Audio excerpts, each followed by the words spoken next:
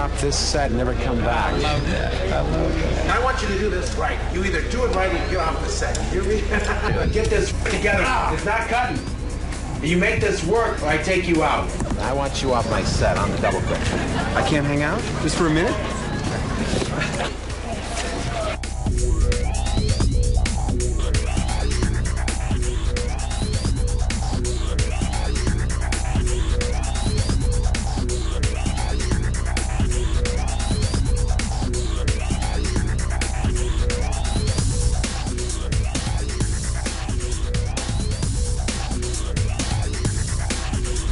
Sam, he's a character. I've heard the stories about how he's been a fan since he's a kid. Spider-Man is history. This movie will make history. It's a classic from the get-go.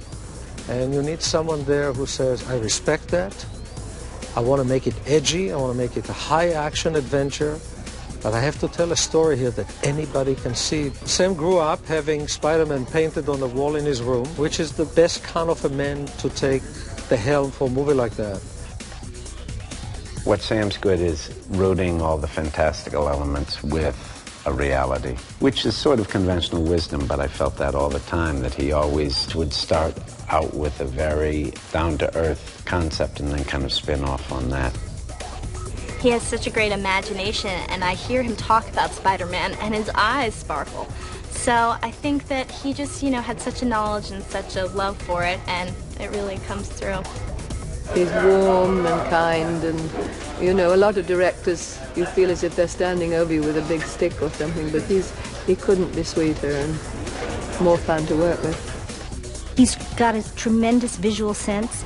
He's a great visual storyteller and kind of has a great sense of how, movies, the unique thing about movies is how the pieces are put together.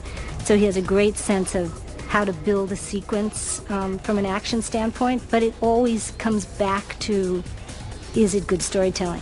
When I first discovered Sam Raimi in my drama class in high school, I thought he was a schmuck, and now I'm convinced of it. It's great to see him at his element. Sam's the right guy to make a movie like this, because this is how his brain works. Things are magical and fanciful, and now he's got the raw cash to make it happen. There's a lot of filmmakers who would be lost in this environment, but with Sam, this is his world. This is what he does best. He brought a really wild, seat-of-the-pants style of filmmaking to Evil Dead and Evil Dead 2, and he used to work with the Coen brothers, and I think there was a lot of cross-influence way back, which went into the early Coen brothers film and Sam's films, and in their own crazy ways, they were both very influential. Spider-Man had real personality, had real problems.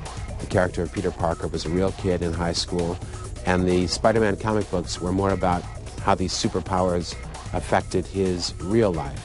So I could really relate to those stories in the early Spider-Man comic books in the 60s and 70s, and he became one of my favorites. Well, I always would admire as a kid how the artists in comic books had to come up with one illustration that told the story. You'd see these very dramatic presentations in the comic books, and they had to depict exactly what was happening in the drama. I would read these comic books and learn a lot about how to tell a story with pictures. I had never made a type of picture that was widely commercially popular. I usually make dark and stranger type pictures that appeal to the general public. So I was surprised when I actually went in for an interview for Spider-Man, because I knew how they had expected it to be a very popular mass appeal picture. And all I did was explain to the executives what my love for the character was, all the great things that I had seen Stan Lee and the great artists and writers at Marvel create over the years, and I told them how much I loved it and what aspects I loved about it. And I got a call back the next day saying I had the job. Years ago, Sam and I were going to do a movie, The Mighty Thor, another Marvel character. We had planned to do that. We'd co-write it together, and he would direct it because I was too busy. But for some reason, we never got around to doing it, really. But I had gotten friendly with Sam. I had great respect for him. He's a great director, an intelligent guy, the nicest guy you could ever meet. I'm absolutely delighted that he's the one who's doing Spider-Man. I think it's very lucky that we were able to get him, because he's going to do the character justice. He's a great collaborator. He really, just in general, made me feel like a part of the team, like I was really contributing a lot to the film. I love working with him because he's just a great example for me of a man who takes his work seriously and takes his family life seriously, and is very sincere and caring, and at the same time he can have a lot of fun and be funny, and he's obviously really good with camera work and can do really crazy fun stuff with the camera. Hang on, Mary Jane!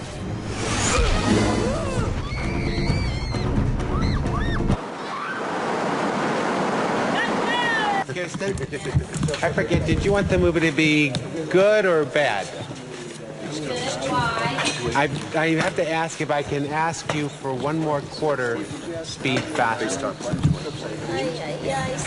He's so intelligent, so funny on set, and just makes it like a really calm atmosphere where the set could be like, you know, everybody's stressing out, because everybody's stressed out around him, and he just keeps everybody calm and like good-natured, and he's a you know, a good role model.